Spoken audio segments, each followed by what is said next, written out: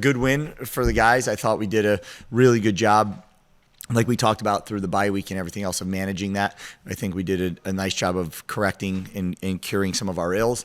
We just have more that we got to continue, which will be the case every single week, is just find a way to get better. This win is now behind us. And like we say every Sunday when we walk in here, it doesn't matter. Find a way to get better. And that's what we got to do as we attack this week. So I'm excited to get it rolling. This is a really good team coming in here on Saturday. So we got to make sure that we are not in a situation where we're going to relax at all, but just continue to do what we did over these past 2 weeks. That's our style of practice and that's our style of play. And we got to continue with that. Alonza picked up a bit of a national honor today, being named AP Player of the Week. How does that feel to just see him get that?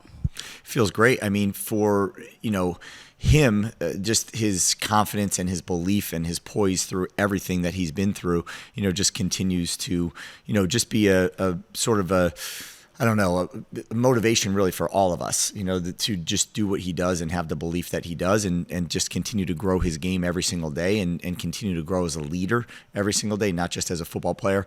And I think that's, obviously hats off to him, but that was last week's game. It's what are we doing now to make sure that we're prepared for next week's game?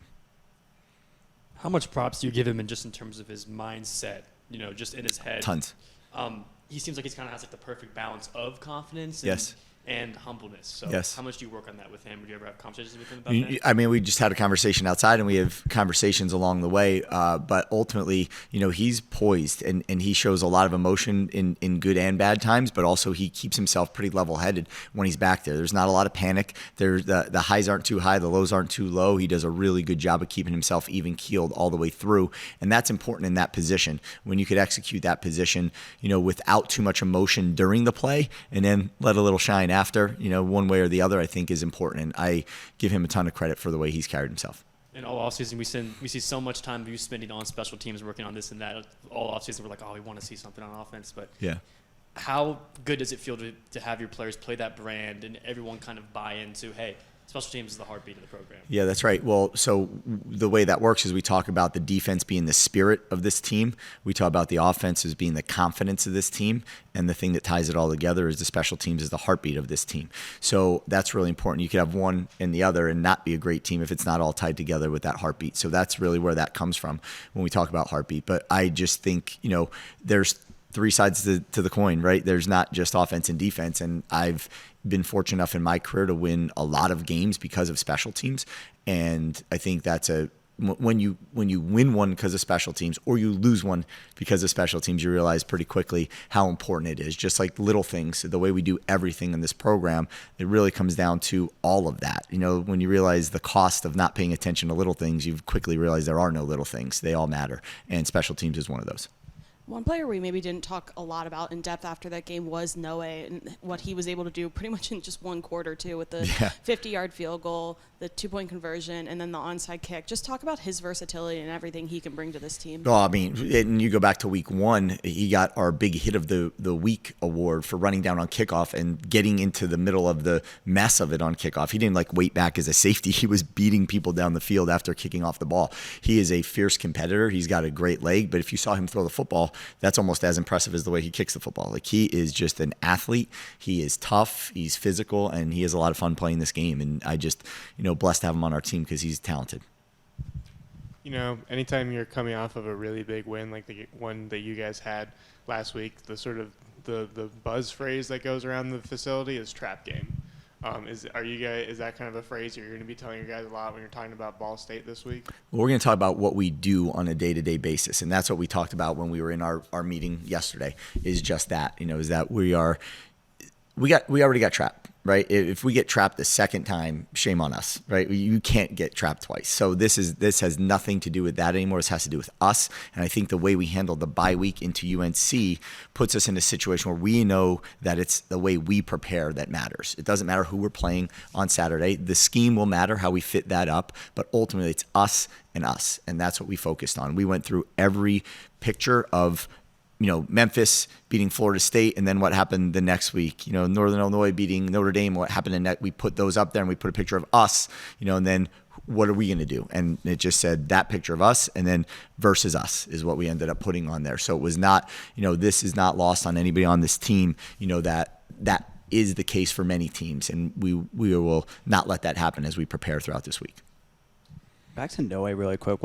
How big of a weapon is he when you're at the 40 and could conceivably trot him out there for a field goal? Because he made that 50-yarder with ease. Yeah, I mean, he's made 70-yarders in practice. Like, he's that good. So it's really exciting to have that on your team. Now, you don't want to execute a 70-yard punt unless you have to on a last-second field goal attempt, because the odds are not really in your favor. But to know, you watch that kick go through. I mean, it's 50 yards and it's hitting almost the top of the net. So that's just how good he is.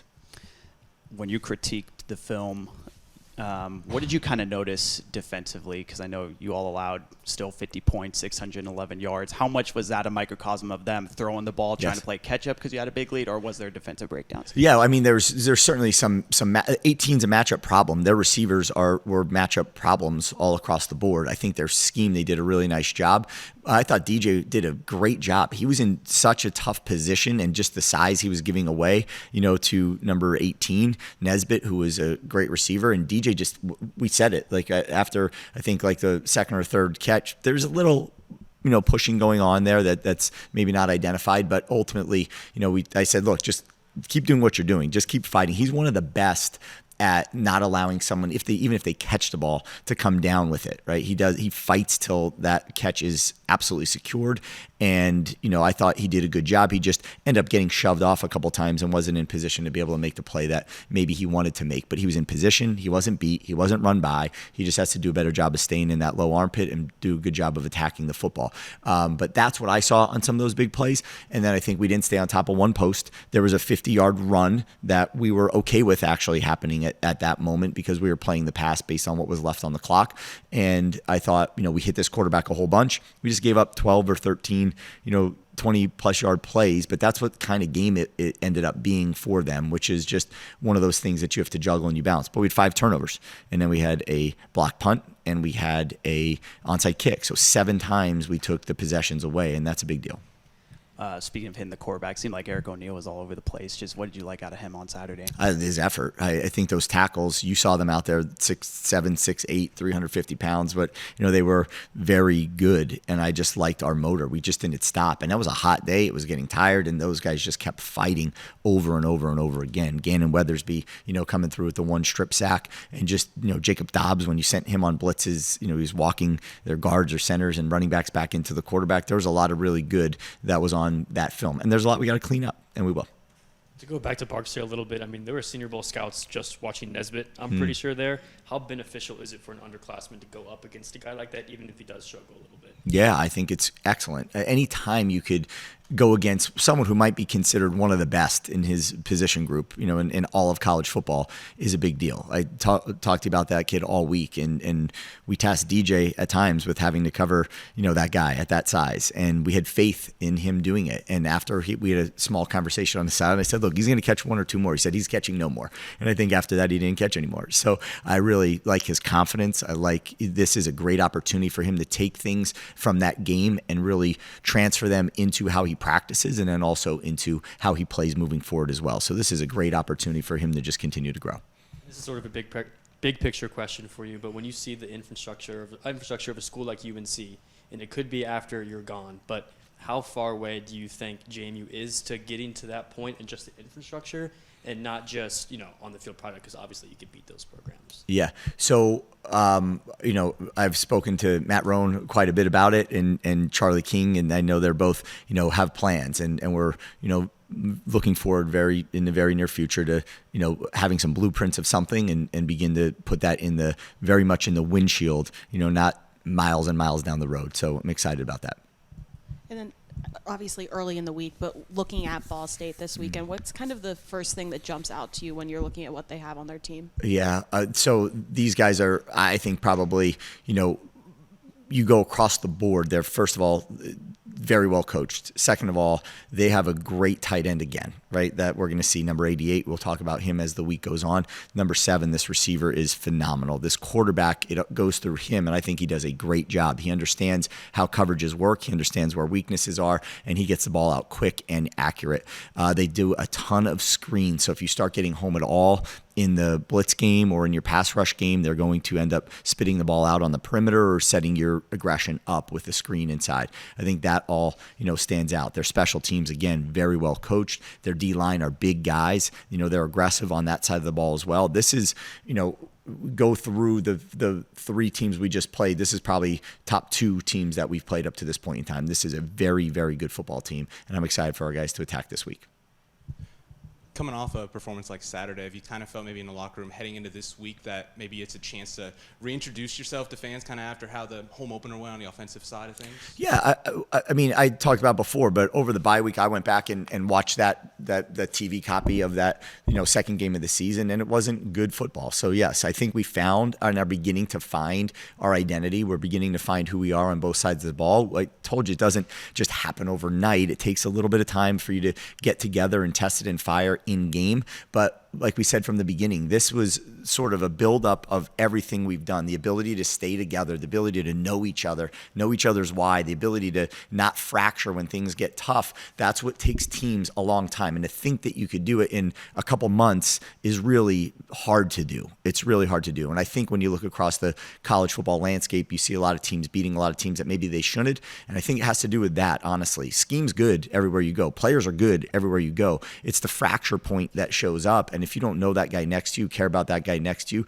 it's really hard, to go to battle and face tough stuff together. But we're doing something special, and with something special, there's going to be adversity. And it's in those moments of adversity where we can define ourselves, one way or the other. And I like the way that we've done that. So yes, I'm excited to get back out here. I'm excited to be back, back here in our stadium. And we have the best fans in the country. And I'm excited for us to be able to, play in front of them once again.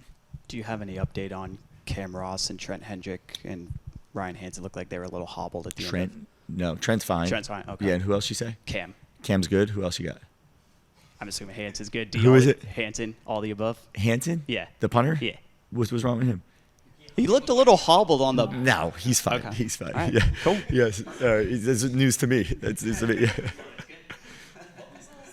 Yeah. So you talk a lot about day by day focusing on yourself. Yes. The noise around the program is getting a little bit louder. There's a lot of talks of kind of people are throwing out playoff now. Have you addressed that with your team at all? Yeah, we care about what we do on a day-to-day basis, right? We put together things on this program that we feel lead to success. Obviously, we care about outcomes, but we are deadly committed to our process and the things that we think lead to those outcomes, right? So those are the things that we're going to hold each other accountable to every single day. You can't play a game every day, right? But you can hold your standards every single day, and that's what we care about.